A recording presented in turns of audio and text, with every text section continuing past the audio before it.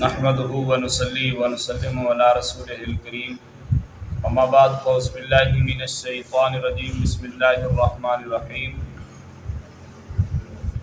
الذين يأكلون الربا لا يقومون إلا كما يقوم الذي يتخبطه الشيطان من المس آمنت بالله صدق الله العظيم وصدق رسوله النبي الكريم الأمين إن الله وملائكته يصلون على النبي يا أيها الذين آمنوا صلوا عليه وسلموا تسليما الصلاة والسلام عليك يا سيدي يا رسول الله الصلاة والسلام عليك يا سيدي يا حبيب الله الصلاة والسلام عليك يا سيدي يا رحمة للعالمين وعلى آلك وأصحابك يا سيدي يا خاتم النبيين.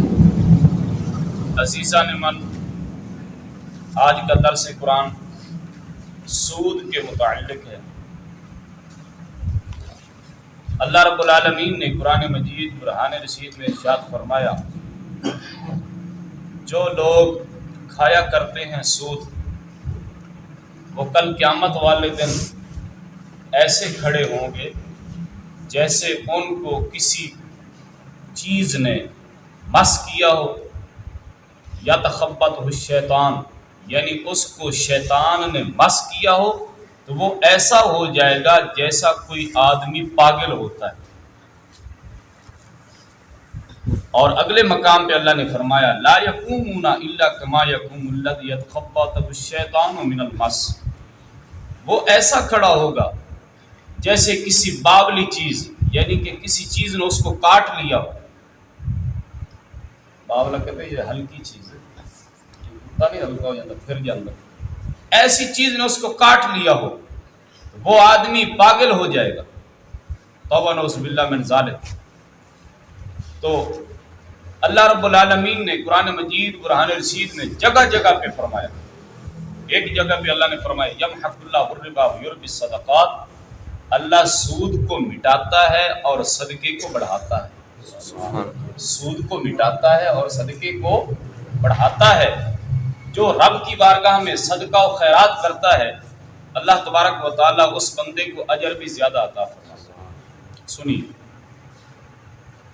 امام طبرانی نے، ابن ماجہ نے اور بھی کتب احادیث میں یہ حدیث موجود ہے. نبی اکرم نور مجسم صلی اللہ علیہ وآلہ وسلم نے فرمایا کہ معراج کی رات جب ہم 7ویں آسمان پہ پہنچے تو حضور فرماتے ہیں میں نے اوپر دیکھا تو مجھے بجلی چمکتی ہوئی نظر آئی اور آندھی چل رہی تھی.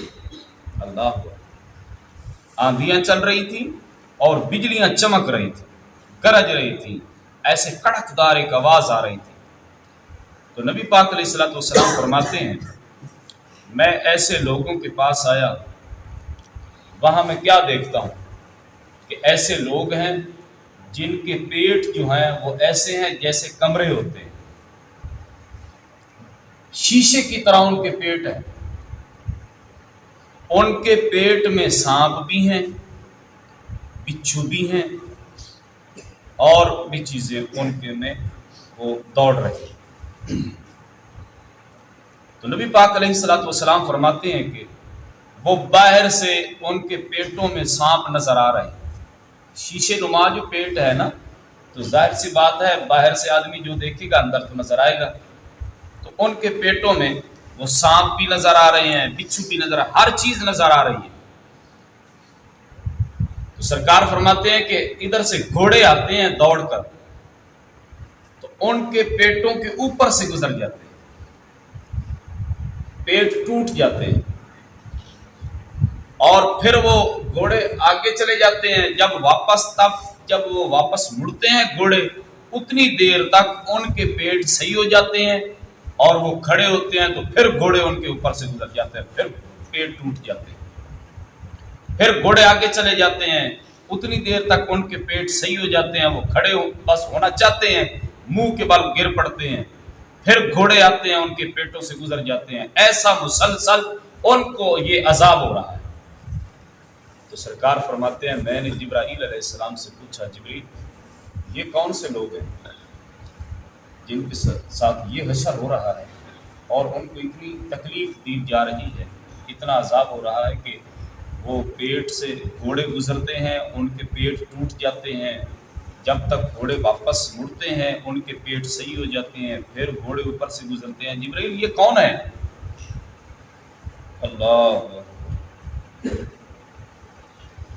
جبرائیل علیہ السلام نے عرض کی یا رسول اللہ یہ آپ کی امت کے وہ لوگ ہیں جو سود کھاتے ہیں، جو سود کھاتے ہیں۔ سود ایسی لعنت ہے، اللہ اکبر، بارہا مرتبہ میں بیان کر چکا ہوں، کئی مرتبہ بیان کر چکا ہوں۔ نبی پاک علیہ السلام نے فرمایا سود کے کئی گناہ ہیں، اس کا چھوٹے سے چھوٹا، یہ امام بہقی نے اس کو روایت کیا، وہ فرماتے ہیں سود کے 70 سے کچھ اوپر دروازے ہیں، سب سے کم یہ ہے کہ کوئی اسلام کی حالت میں اپنی ماں سے بدکاری کرے، اللہ اکبر، اور سود کا 1 درہم 35 مرتبہ زنا کرنے سے زیادہ گناہ۔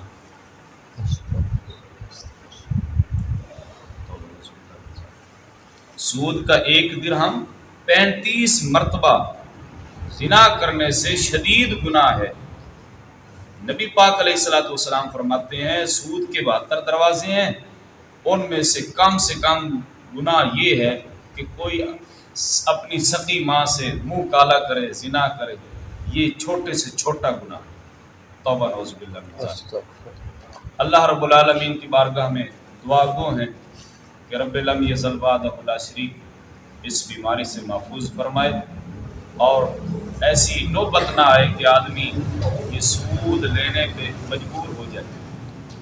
آدمی مجبوریاں خود پیدا کرتا ہے، آدمی مجبوریاں خود پیدا کرتا ہے، تو اللہ رب العالمین ایسی لعنت سے محفوظ فرمائے۔ وآخر دعوانا ان